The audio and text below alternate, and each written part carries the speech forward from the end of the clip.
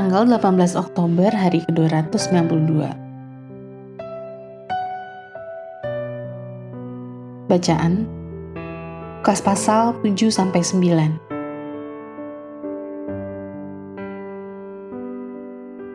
Kegiatan anak manusia. Garis besar, bacaan hari ini mungkin membuat Anda sedikit terengah-engah.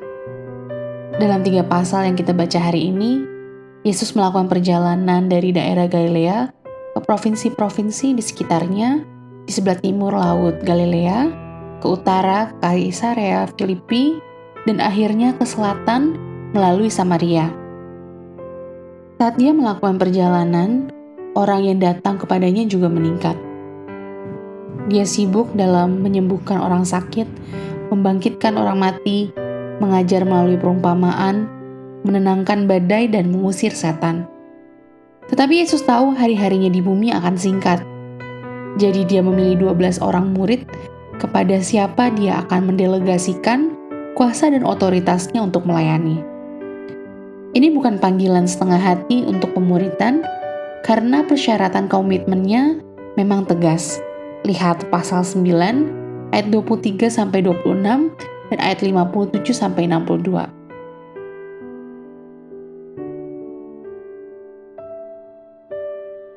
Renungan harian.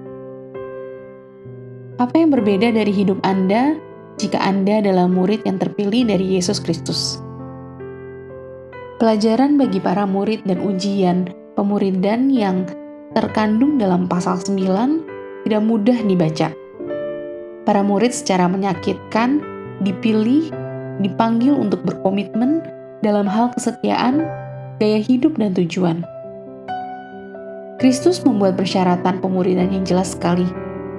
Bacalah ayat-ayat berikut dengan penuh doa, tanyakan kepada diri Anda sendiri bagaimana Anda perlu berubah jika kehidupan Kristen Anda mencerminkan komitmen semacam ini.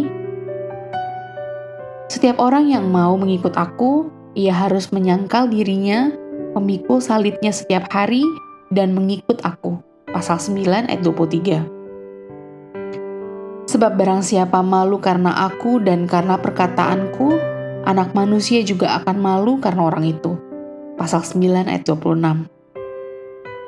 Setiap orang yang siap untuk membajak tetapi menoleh ke belakang tidak layak untuk kerajaan Allah. Pasal 9 ayat 62.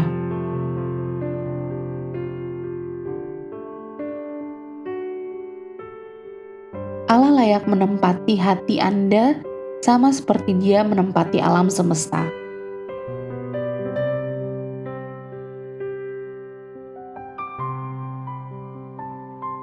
Pendalaman. Dengarkan Dia, Lukas pasal 9 ayat 35.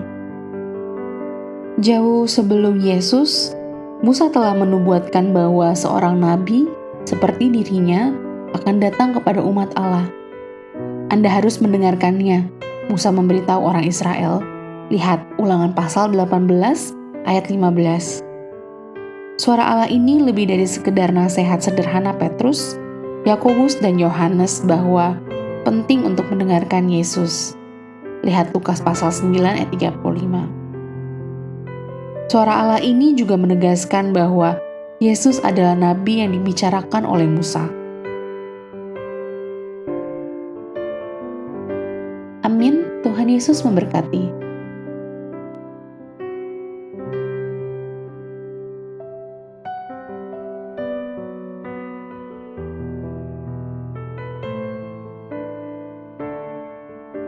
Lukas pasal 7.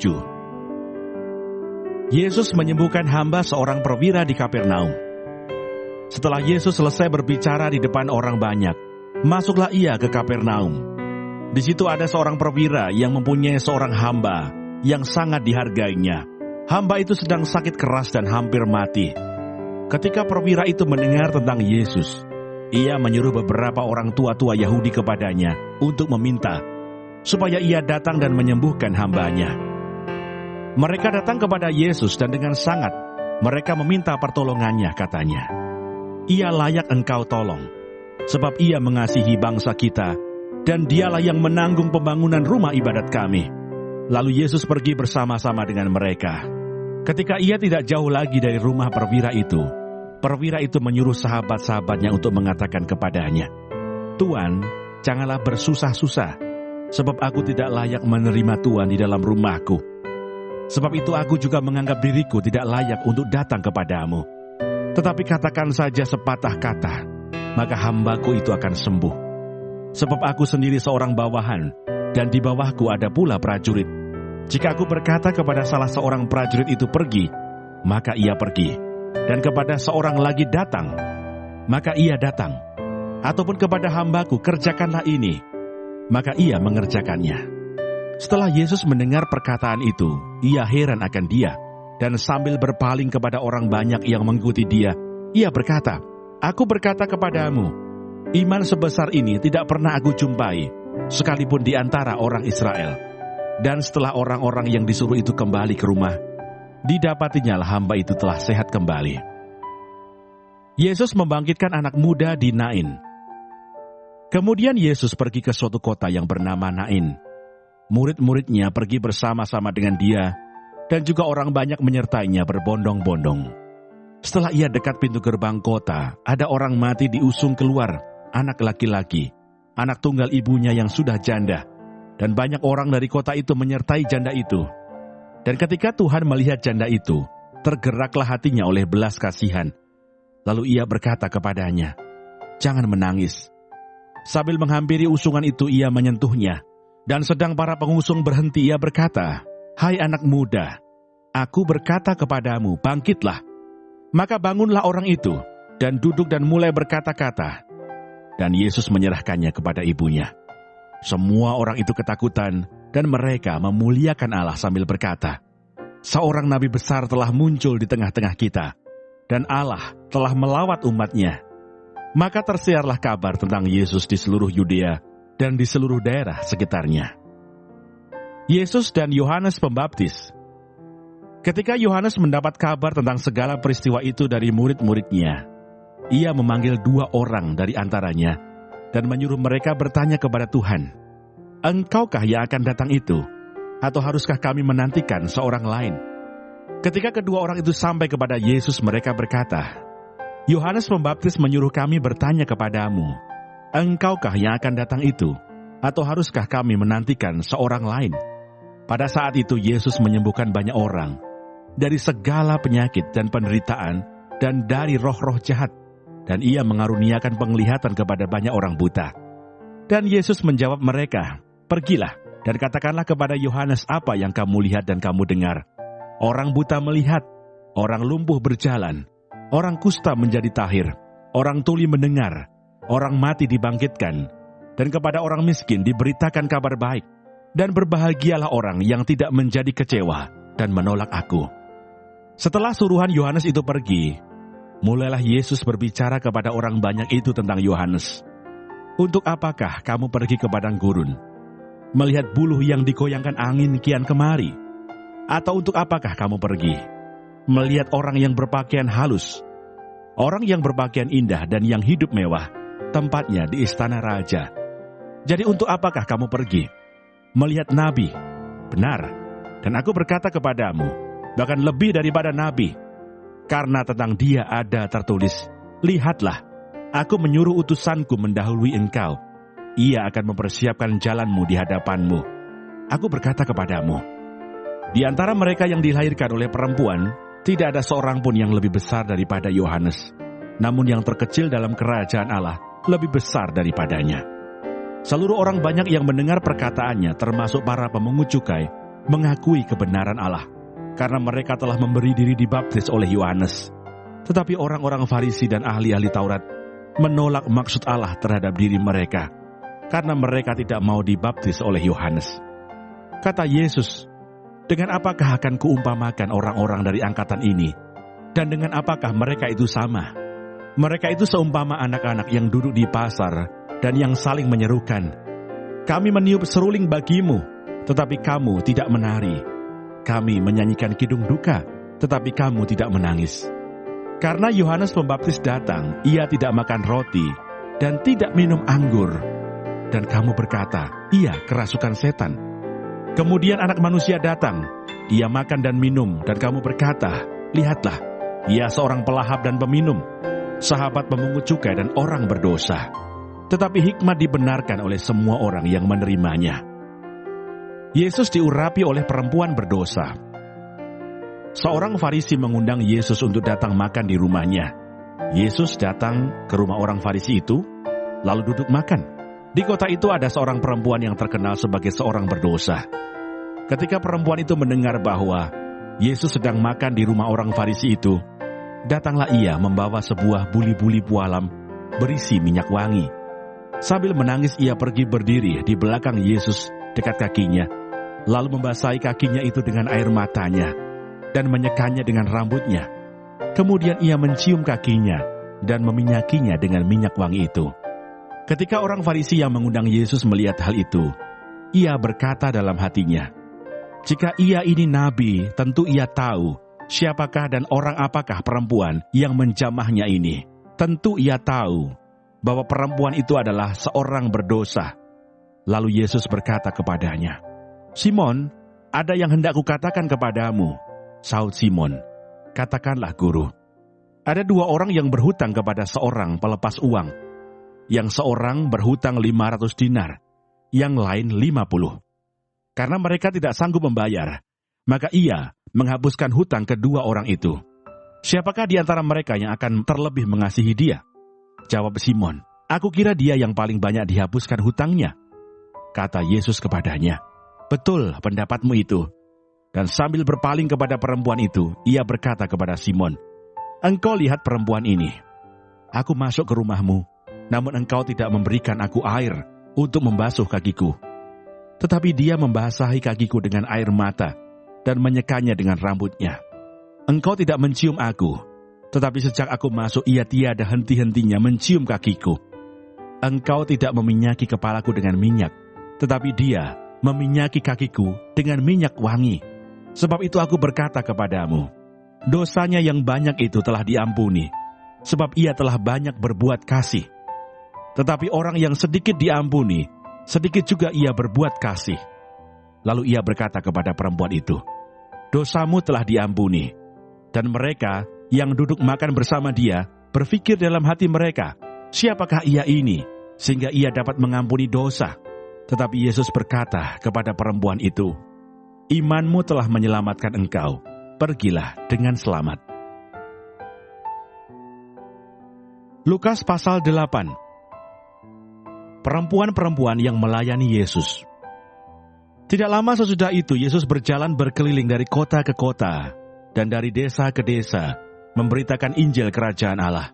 Ke-12 muridnya bersama-sama dengan dia, dan juga beberapa orang perempuan yang telah disembuhkan dari roh-roh jahat atau berbagai penyakit, yaitu Maria yang disebut Magdalena, yang telah dibebaskan dari 7 roh jahat, Yohanes istri Kusa, bendahara Herodes, Susana, dan banyak perempuan lain. Perempuan-perempuan ini melayani rombongan itu dengan kekayaan mereka. Perumpamaan tentang seorang penabur. Ketika orang banyak berbondong-bondong datang, yaitu orang-orang yang dari kota ke kota, menggabungkan diri pada Yesus, berkatalah ia dalam suatu perumpamaan. Adalah seorang penabur, keluar untuk menaburkan benihnya. Pada waktu ia menabur, sebagian benih itu jatuh di pinggir jalan, lalu diinjak orang, dan burung-burung di udara memakannya sampai habis. Sebagian jatuh di tanah yang berbatu-batu, dan setelah tumbuh ia menjadi kering karena tidak mendapat air. Sebagian lagi jatuh di tengah semak duri, dan semak itu tumbuh bersama-sama dan menghimpitnya sampai mati. Dan sebagian jatuh di tanah yang baik, dan setelah tumbuh berbuah 100 kali lipat. Setelah berkata demikian, Yesus berseru, siapa mempunyai telinga untuk mendengar, hendaklah ia mendengar.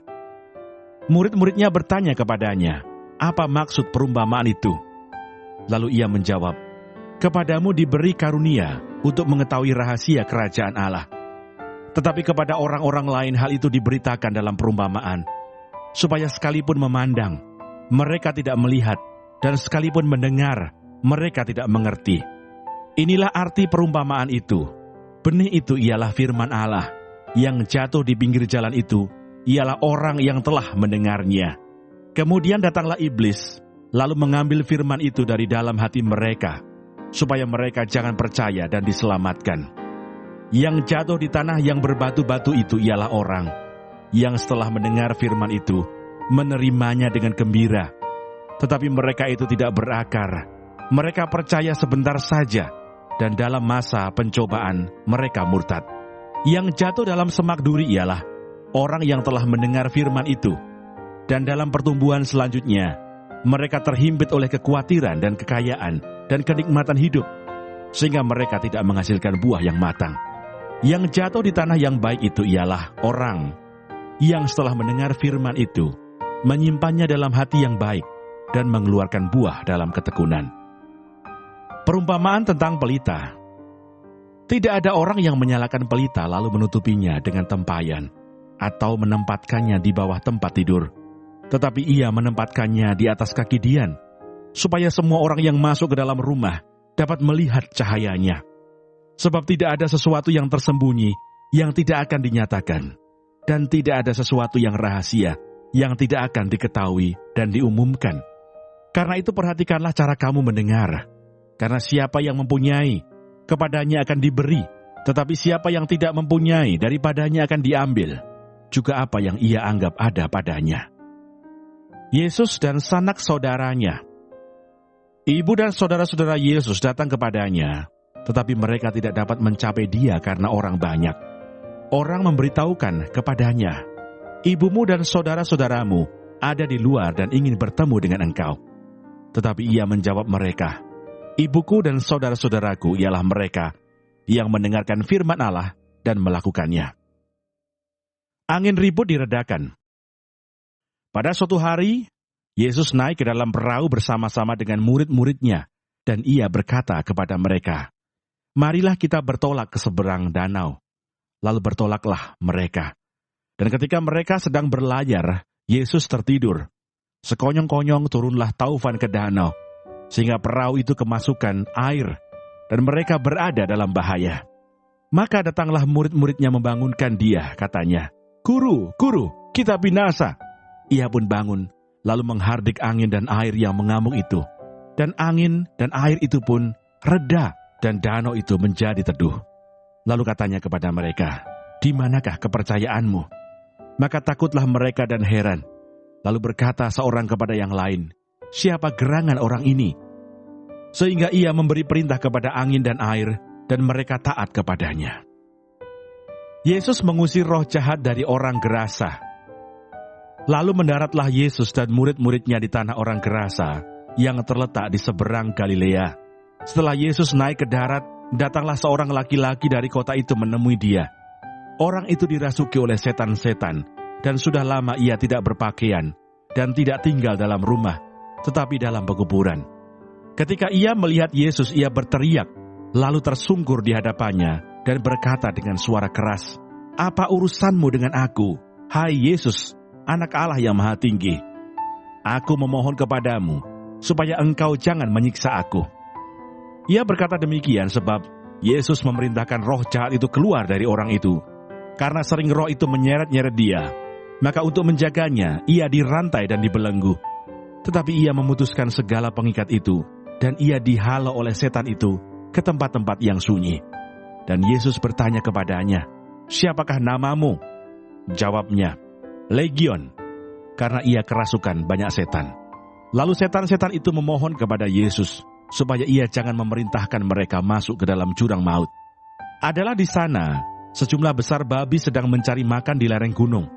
Lalu setan-setan itu meminta kepada Yesus, supaya ia memperkenankan mereka memasuki babi-babi itu. Yesus mengabulkan permintaan mereka. Lalu keluarlah setan-setan itu dari orang itu, dan memasuki babi-babi itu. Kawanan babi itu terjun dari tepi jurang ke dalam danau, lalu mati lemas. Setelah penjaga-penjaga babi itu melihat apa yang telah terjadi, mereka lari, lalu menceritakan hal itu di kota dan di kampung-kampung sekitarnya. Dan keluarlah orang-orang untuk melihat apa yang telah terjadi. Mereka datang kepada Yesus, dan mereka menjumpai orang yang telah ditinggalkan setan-setan itu duduk di kaki Yesus. Ia telah berpakaian dan sudah waras, maka takutlah mereka. Orang-orang yang telah melihat sendiri hal itu memberitahukan kepada mereka bagaimana orang yang dirasuk setan itu telah diselamatkan. Lalu seluruh penduduk daerah Gerasa meminta kepada Yesus supaya ia meninggalkan mereka, sebab mereka sangat ketakutan. Maka naiklah ia ke dalam perahu, lalu berlayar kembali. Dan orang yang telah ditinggalkan setan-setan itu meminta supaya ia diperkenankan menyertainya. Tetapi Yesus menyuruh dia pergi, katanya, "Pulanglah ke rumahmu, dan ceritakanlah segala sesuatu yang telah diperbuat Allah atasmu." Orang itu pun pergi mengelilingi seluruh kota, dan memberitahukan segala apa yang telah diperbuat Yesus atas dirinya. Yesus membangkitkan anak Yairus dan menyembuhkan seorang perempuan yang sakit pendarahan. Ketika Yesus kembali, orang banyak menyambut dia, sebab mereka semua menanti-nantikan dia. Maka datanglah seorang yang bernama Yairus. Ia adalah kepala rumah ibadat. Sambil tersungkur di depan kaki Yesus, ia memohon kepadanya supaya Yesus datang ke rumahnya. Karena anaknya perempuan yang satu-satunya, yang berumur kira-kira 12 tahun, hampir mati. Dalam perjalanan ke situ, Yesus didesak-desak orang banyak. Adalah seorang perempuan yang sudah 12 tahun menderita pendarahan, dan yang tidak berhasil disembuhkan oleh siapapun. Ia maju mendekati Yesus dari belakang, dan menjamah jumbai jubahnya. Dan seketika itu juga berhentilah pendarahannya. Lalu kata Yesus, "Siapa yang menjamah aku?" Dan karena tidak ada yang mengakuinya, berkatalah Petrus, "Guru, orang banyak mengerumuni dan mendesak engkau." Tetapi Yesus berkata, "Ada seorang yang menjamah aku, sebab aku merasa ada kuasa keluar dari diriku." Ketika perempuan itu melihat bahwa perbuatannya itu ketahuan, ia datang dengan gemetar, tersungkur di depannya, dan menceritakan kepada orang banyak apa sebabnya ia menjamah dia, dan bahwa ia seketika itu juga menjadi sembuh. Maka katanya kepada perempuan itu, "Hai anakku, imanmu telah menyelamatkan engkau, pergilah dengan selamat." Ketika Yesus masih berbicara, datanglah seorang dari keluarga kepala rumah ibadat itu dan berkata, "Anakmu sudah mati, jangan lagi engkau menyusah-nyusahkan guru." Tetapi Yesus mendengarnya dan berkata kepada Yairus, "Jangan takut, percaya saja, dan anakmu akan selamat." Setibanya di rumah Yairus, Yesus tidak memperbolehkan seorang pun ikut masuk dengan dia, kecuali Petrus, Yohanes dan Yakobus, dan ayah anak itu, serta ibunya. Semua orang menangis dan meratapi anak itu. Akan tetapi Yesus berkata, "Jangan menangis, ia tidak mati, tetapi tidur." Mereka menertawakan dia, karena mereka tahu bahwa anak itu telah mati. Lalu Yesus memegang tangan anak itu dan berseru, katanya, "Hai anak, bangunlah." Maka kembalilah roh anak itu, dan seketika itu juga ia bangkit berdiri. Lalu Yesus menyuruh mereka memberi anak itu makan, dan takjublah orang tua anak itu. Tetapi Yesus melarang mereka memberitahukan kepada siapapun juga apa yang terjadi itu. Lukas pasal 9. Yesus mengutus ke-12 murid. Maka Yesus memanggil ke-12 muridnya, lalu memberikan tenaga dan kuasa kepada mereka untuk menguasai setan-setan dan untuk menyembuhkan penyakit-penyakit. Dan ia mengutus mereka untuk memberitakan kerajaan Allah dan untuk menyembuhkan orang. Katanya kepada mereka, "Jangan membawa apa-apa dalam perjalanan. Jangan membawa tongkat atau bekal, roti atau uang, atau 2 helai baju. Dan apabila kamu sudah diterima dalam suatu rumah, tinggallah di situ sampai kamu berangkat dari situ. Dan kalau ada orang yang tidak mau menerima kamu, keluarlah dari kota mereka dan kebaskanlah debunya dari kakimu sebagai peringatan terhadap mereka. Lalu pergilah mereka, dan mereka mengelilingi segala desa sambil memberitakan Injil dan menyembuhkan orang sakit di segala tempat." Herodes dan Yesus. Herodes raja wilayah mendengar segala yang terjadi itu, dan ia pun merasa cemas, sebab ada orang yang mengatakan bahwa Yohanes telah bangkit dari antara orang mati. Ada lagi yang mengatakan bahwa Elia telah muncul kembali, dan ada pula yang mengatakan bahwa seorang dari nabi-nabi dahulu telah bangkit. Tetapi Herodes berkata, "Yohanes telah kupenggal kepalanya. Siapa gerangan dia ini yang kabarnya melakukan hal-hal demikian?" Lalu ia berusaha supaya dapat bertemu dengan Yesus. Yesus memberi makan 5.000 orang. Sekembalinya rasul-rasul itu menceritakan kepada Yesus apa yang telah mereka kerjakan. Lalu Yesus membawa mereka dan menyingkir ke sebuah kota yang bernama Betsaida, sehingga hanya mereka saja bersama dia. Akan tetapi orang banyak mengetahuinya, lalu mengikuti dia. Ia menerima mereka dan berkata-kata kepada mereka tentang kerajaan Allah, dan ia menyembuhkan orang-orang yang memerlukan penyembuhan. Pada waktu hari mulai malam, datanglah ke-12 muridnya kepadanya dan berkata, "Suruhlah orang banyak itu pergi, supaya mereka pergi ke desa-desa dan kampung-kampung sekitar ini untuk mencari tempat penginapan dan makanan. Karena di sini kita berada di tempat yang sunyi." Tetapi ia berkata kepada mereka, "Kamu harus memberi mereka makan." Mereka menjawab, "Yang ada pada kami tidak lebih daripada 5 roti dan 2 ikan, kecuali kalau kami pergi membeli makanan untuk semua orang banyak ini. Sebab di situ ada kira-kira 5.000 orang laki-laki." Lalu ia berkata kepada murid-muridnya, "Suruhlah mereka duduk berkelompok-kelompok, kira-kira 50 orang sekelompok." Murid-murid melakukannya dan menyuruh semua orang banyak itu duduk. Dan setelah ia mengambil 5 roti dan 2 ikan itu, ia menengadah ke langit, mengucap berkat, lalu memecah-mecahkan roti itu dan memberikannya kepada murid-muridnya, supaya dibagi-bagikannya kepada orang banyak. Dan mereka semuanya makan sampai kenyang. Kemudian dikumpulkan potongan-potongan roti yang sisa sebanyak 12 bakul. Pengakuan Petrus. Pada suatu kali ketika Yesus berdoa seorang diri, datanglah murid-muridnya kepadanya. Lalu ia bertanya kepada mereka, "Kata orang banyak, siapakah aku ini?" Jawab mereka, "Yohanes Pembaptis. Ada juga yang mengatakan Elia. Ada pula yang mengatakan bahwa seorang dari nabi-nabi dahulu telah bangkit." Yesus bertanya kepada mereka, "Menurut kamu, siapakah aku ini?" Jawab Petrus, "Mesias dari Allah." Lalu Yesus melarang mereka dengan keras, supaya mereka jangan memberitahukan hal itu kepada siapapun. Pemberitahuan pertama tentang penderitaan Yesus dan syarat-syarat mengikut Dia. Dan Yesus berkata, Anak Manusia harus menanggung banyak penderitaan dan ditolak oleh tua-tua, imam-imam kepala, dan ahli-ahli Taurat, lalu dibunuh dan dibangkitkan pada hari ketiga. Katanya kepada mereka semua, "Setiap orang yang mau mengikut aku, ia harus menyangkal dirinya, memikul salibnya setiap hari, dan mengikut aku. Karena barang siapa mau menyelamatkan nyawanya, ia akan kehilangan nyawanya. Tetapi barang siapa kehilangan nyawanya karena aku, ia akan menyelamatkannya. Apa gunanya seorang memperoleh seluruh dunia, tetapi ia membinasakan atau merugikan dirinya sendiri? Sebab barang siapa malu karena aku dan karena perkataanku, Anak Manusia juga akan malu karena orang itu, apabila ia datang kelak dalam kemuliaannya dan dalam kemuliaan Bapa dan malaikat-malaikat kudus. Aku berkata kepadamu, sesungguhnya di antara orang yang hadir di sini ada yang tidak akan mati sebelum mereka melihat kerajaan Allah." Yesus dimuliakan di atas gunung. Kira-kira 8 hari sesudah segala pengajaran itu, Yesus membawa Petrus, Yohanes, dan Yakobus lalu naik ke atas gunung untuk berdoa. Ketika ia sedang berdoa, rupa wajahnya berubah dan pakaiannya menjadi putih berkilau-kilauan.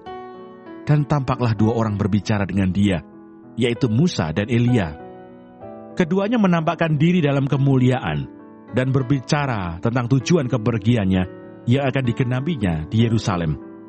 Sementara itu Petrus dan teman-temannya telah tertidur, dan ketika mereka terbangun, mereka melihat Yesus dalam kemuliaannya, dan kedua orang yang berdiri di dekatnya itu.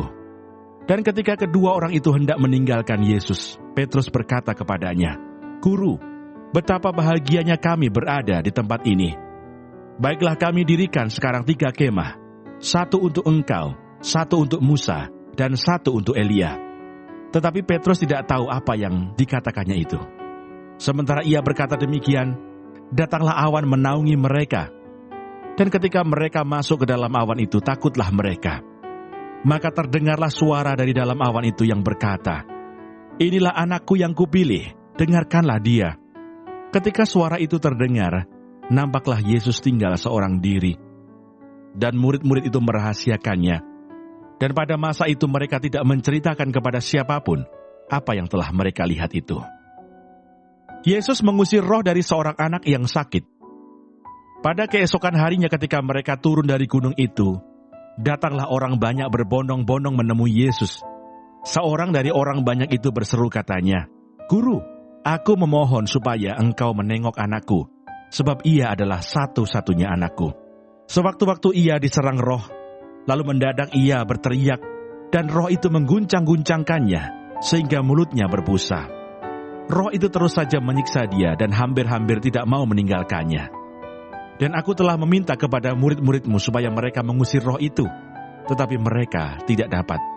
Maka kata Yesus, "Hai, kamu angkatan yang tidak percaya dan yang sesat, berapa lama lagi aku harus tinggal di antara kamu dan sabar terhadap kamu? Bawa anakmu itu kemari." Dan ketika anak itu mendekati Yesus, setan itu membantingnya ke tanah dan mengguncang-guncangkannya. Tetapi Yesus menegur roh jahat itu dengan keras dan menyembuhkan anak itu, lalu mengembalikannya kepada ayahnya. Maka takjublah semua orang itu karena kebesaran Allah. Pemberitahuan kedua tentang penderitaan Yesus. Ketika semua orang itu masih heran karena segala yang diperbuatnya itu, Yesus berkata kepada murid-muridnya, "Dengarlah dan camkanlah segala perkataanku ini. Anak manusia akan diserahkan ke dalam tangan manusia. Mereka tidak mengerti perkataan itu, sebab artinya tersembunyi bagi mereka, sehingga mereka tidak dapat memahaminya, dan mereka tidak berani menanyakan arti perkataan itu kepadanya." Siapa yang terbesar di antara para murid? Maka timbullah pertengkaran di antara murid-murid Yesus tentang siapakah yang terbesar di antara mereka. Tetapi Yesus mengetahui pikiran mereka. Karena itu ia mengambil seorang anak kecil dan menempatkannya di sampingnya dan berkata kepada mereka, "Barang siapa menyambut anak ini dalam namaku, ia menyambut aku. Dan barang siapa menyambut aku, ia menyambut dia yang mengutus aku. Karena yang terkecil di antara kamu sekalian, dialah yang terbesar."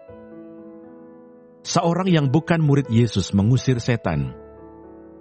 Yohanes berkata, "Guru, kami lihat seorang mengusir setan demi namamu. Lalu kami cegah orang itu karena ia bukan pengikut kita." Yesus berkata kepadanya, "Jangan kamu cegah, sebab barang siapa tidak melawan kamu, ia ada di pihak kamu." Yesus dan orang Samaria. Ketika hampir genap waktunya Yesus diangkat ke surga, ia mengarahkan pandangannya untuk pergi ke Yerusalem, dan ia mengirim beberapa utusan mendahului dia.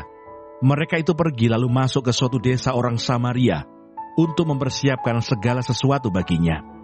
Tetapi orang-orang Samaria itu tidak mau menerima dia karena perjalanannya menuju Yerusalem. Ketika dua muridnya, yaitu Yakobus dan Yohanes, melihat hal itu mereka berkata, "Tuhan, apakah engkau mau supaya kami menyuruh api turun dari langit untuk membinasakan mereka?" Akan tetapi ia berpaling dan menegur mereka, lalu mereka pergi ke desa yang lain. Hal mengikut Yesus. Ketika Yesus dan murid-muridnya melanjutkan perjalanan mereka, berkatalah seorang di tengah jalan kepada Yesus, "Aku akan mengikut engkau kemana saja engkau pergi." Yesus berkata kepadanya, "Serigala mempunyai liang dan burung mempunyai sarang, tetapi anak manusia tidak mempunyai tempat untuk meletakkan kepalanya." Lalu ia berkata kepada seorang lain, "Ikutlah aku." Tetapi orang itu berkata, "Izinkanlah aku pergi dahulu menguburkan bapakku." Tetapi Yesus berkata kepadanya, "Biarlah orang mati menguburkan orang mati, tetapi engkau pergilah dan beritakanlah kerajaan Allah di mana-mana."